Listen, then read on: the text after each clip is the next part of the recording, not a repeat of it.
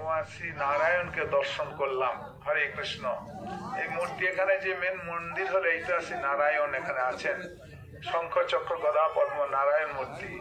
হ্যাঁ, এটা ঘটনা একটু বলি যে এখানে ভগবান তার এইসব 84 ক্রোশ এই বৃন্দাবন ব্রজমন্ডল পরিক্রমা 84 ক্রোশ।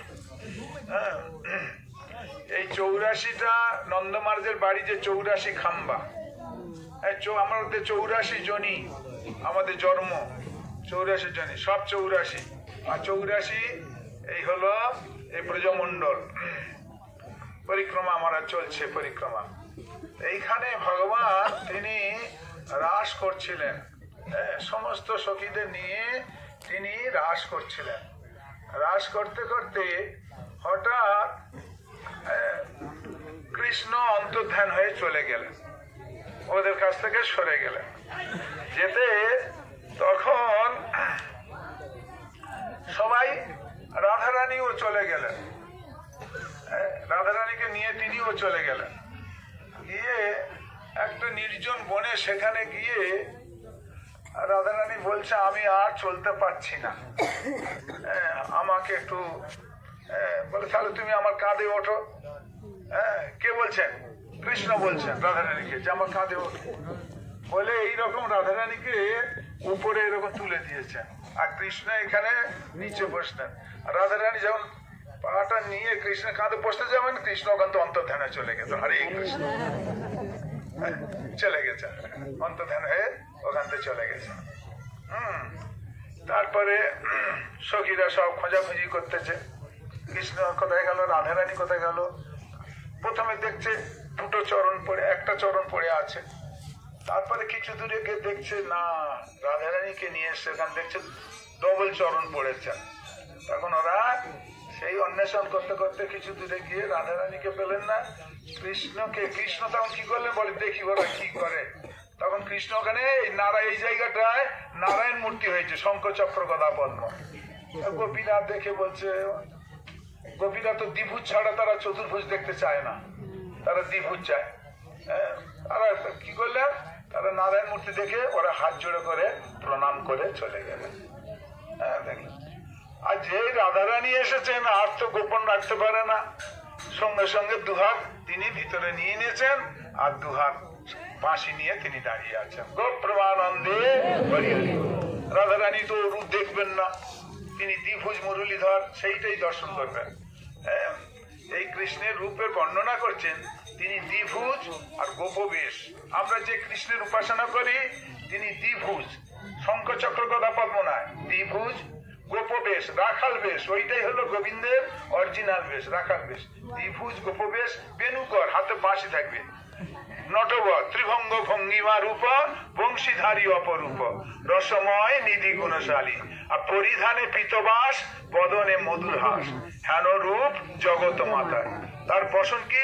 পীত বসন, হলুদ বসন। রাধারানী যেমন নীল বসন ভালোবাসেন, কৃষ্ণ এরকম পীত বসন ভালোবাসেন। পীত বসন তিনি ধারণ করেছেন। এই যে তার হাসি আর বাঁশি দুই সর্বনাশী, বুঝছেন তো? তার হাসি আর বাঁশি। ওই জন্য বলছেন দ্বিভুজ গোপবেশ বেনুকর নবকিশোর নটবর নবজলধর বর্ণ। আসল কৃষ্ণকে যে আপনারা কালো দেখছেন এই বর্ণ নয় কৃষ্ণের, বা যেটা সাদা রূপ এটা নয়। আসল বর্ণটা কোনটা? নবজলধর বর্ণ। নবজল যে মেঘে খুব বর্ষণ হয়, ওই হাসা মেঘ, ওইটাই হলো কৃষ্ণের অরিজিনাল রূপ। নবজলধর বর্ণ, নরাকৃতি, মানুষের মতন তিনি রূপ নিয়ে লীলা করছেন। কৃষ্ণের যতক খেলা সর্বোত্তম নরলীলা, মানুষের মতন তিনি লীলা করছেন। ওই জন্য বলছেন কৃষ্ণের যতক খেলা সর্বোত্তম নরলীলা, নরবপু তাহার স্বরূপ, গোপবেশ বেনুকর, নবকিশোর নটবর, নরলীলা হয় অনুরূপ। কৃষ্ণের সমস্ত খেলা মানুষের মতন হলেও তিনি মানুষ নয়। ওই জন্য গীতা সাবধান করে দিয়েছেন, অবজানন্তি মাং মানুষিং তনুমাশ্রিতং পরং ভাব মজানন্ত মম ভূত মহেশ্বরম। আমি মানুষের মতন এসে লীলা করলো, আমি তোমরা আমাকে মানুষ বলে অবজ্ঞা করবে না, সাবধান করে দিয়েছেন গীতায়। এই জন্য বলছেন নরাকৃতি পরব্রহ্ম, তিনি সেই পরব্রহ্ম ভগবান। ব্রহ্ম পরব্রহ্ম স্বয়ং ভগবান নারায়ণ কৃষ্ণ, দ্বিভুজ গোপীবেশ নবকৃষ্ণ নটবর নবজলধর নবরাকৃতি নর পরব্রহ্ম স একাকি নরমতে। একা ক্রীড়া করে একটা বাচ্চা একা খেলা করে কি আনন্দ পায়? তার জুটি একটা হলে তো ভালো হয়। ওই জন্য তিনি তার বাম অঙ্গে থেকে রাধা রানীকে প্রকাশ করলেন। রাধা কৃষ্ণে একই স্বরূপ, লীলা রস আস্বাদিতে ধরে দুই রূপ। দেখছেন, রাধা কৃষ্ণ একই স্বরূপ, লীলা রস আস্বাদন করার জন্য দুই রূপ হয়েছেন। শক্তি শক্তিমান অভেদ। রাধা পূর্ণ শক্তি, কৃষ্ণ পূর্ণ শক্তিমান, দুই বস্তু ভেদ নয় শাস্ত্রের প্রমাণ। সব অনেক কথা আছে, অনেক, যাই হোক সেসব অনেক বহু কথা আছে।